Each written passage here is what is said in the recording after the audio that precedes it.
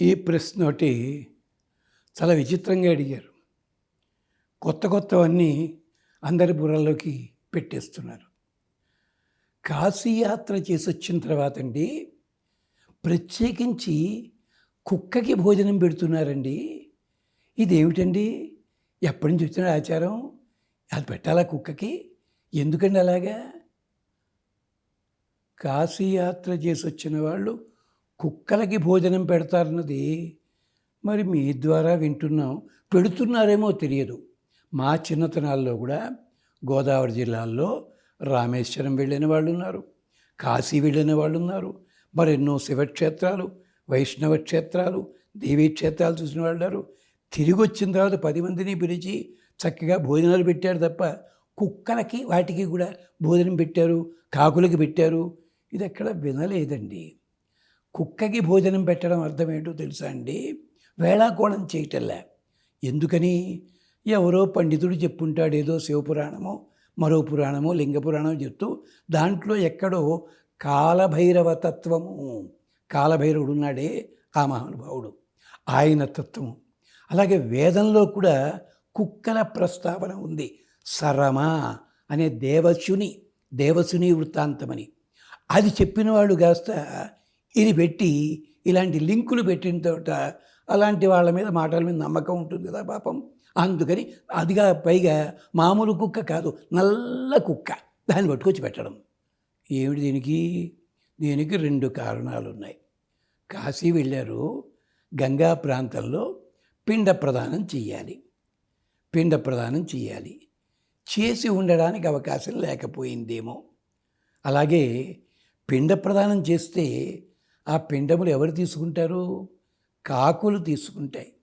పితృదేవతలకందరికీ కూడా ప్రతినిధులు కాకి రూపంలో యమధర్మరాజు దగ్గర ఉంటారు. తప్పితే ఇది గంగలో కలిపేస్తారు, జలచరములు భుజిస్తాయి. అవి అంటే కాకులు కానీ జలచరములు కానీ. ఈ 2 కానట్టయితే ఆవుకి కానీ ఎద్దుకు కానీ తినిపిస్తారు. ఇది పద్ధతి. కానీ కాలభైరవ దేవాలయం కాశీనగరంలో ఉంది కదా. కాలభైరవుడు చాలామంది కాలభైరవుడు అంటే 4, 8, 11 ఇలా వాళ్ళ పద్ధతుల్ని బట్టి చెప్పుకుంటూ వస్తారు.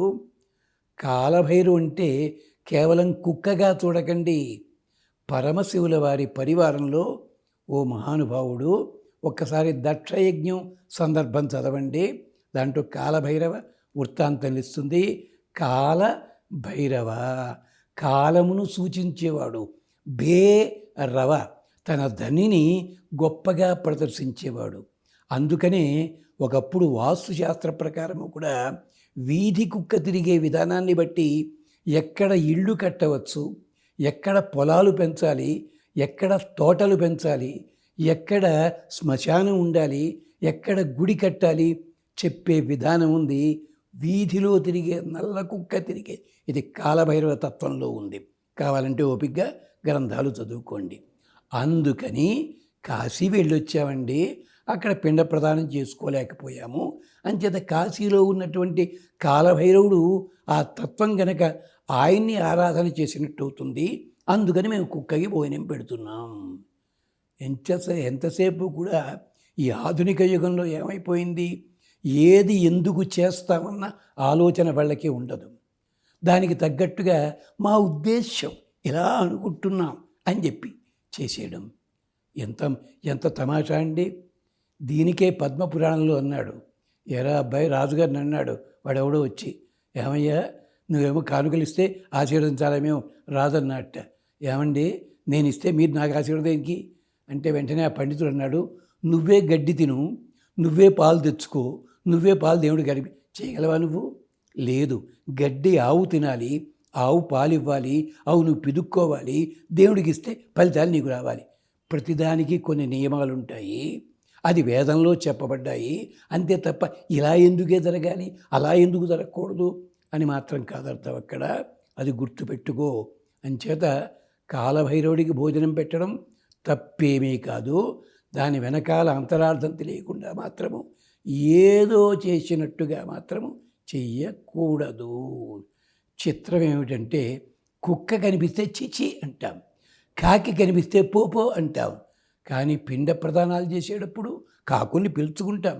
దేశంలో పండితులు కూడా అలాగే చూస్తున్నారు ప్రజలంతా. వాళ్ళ అవసరాలైతే ఆకాశం మీద కూర్చోబెడతారు, లేకపోతే పక్కని పండితుడున్నా పట్టించుకోరు. ఇది గమనించండి.